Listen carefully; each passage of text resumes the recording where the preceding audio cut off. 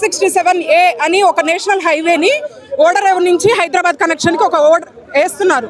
దానివల్ల మాది నరసరావుపేట మండలం. నరసరావుపేట ఇప్పుడు ఏదైతే ప్రపోజల్ తీసుకొస్తున్నారో రోడ్డు పక్కన, ఆ రోడ్డు నరసరావుపేట టౌన్కి జస్ట్ 1 కిలోమీటర్లో ఉందండి. మా ఇది పోరాటం దేనికంటే 1 కిలోమీటర్ దూరంలో ఉన్న టౌన్కి నేషనల్ హైవే వేయటం అనేది చరిత్రలో ఎక్కడా లేదు.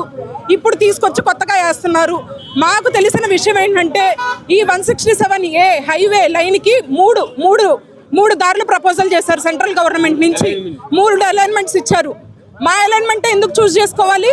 ఇంకొక అలైన్మెంట్లో చూస్ చేసుకోవచ్చు కదా. మా పోరాటం అంతా ఒక టౌన్కి, ఇది జిల్లా హెడ్ క్వార్టర్ అండి. పల్నాడు జిల్లాకి హెడ్ క్వార్టర్ నరసరావుపేట పక్కన జొన్నలగడ్డ 1 కిలోమీటరేనండి తేడా. ఈ నేషనల్ హైవే టౌన్కి 1 కిలోమీటర్ దూరంలో వస్తుంది. ఆ 1 కిలోమీటర్లో రావడం వల్ల ఫ్యూచర్లో మాకు చాలా ప్రాబ్లమ్స్ వస్తాయి.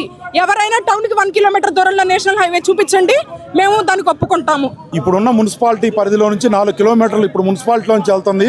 ఇప్పుడు జిల్లా హెడ్ క్వార్టర్ అయింది. మొత్తం ఇప్పుడు వేసే రింగ్ అంతా కూడా ఇది రోడ్డు పనికిరాదు. ఇది 4 ఇయర్స్ తర్వాత అసలు పనికిరాదు ఈ రోడ్డు.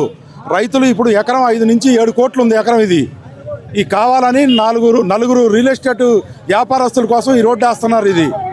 ఈ రోడ్డు అలైన్మెంట్ మారవాలని మా రైతుల కోరిక.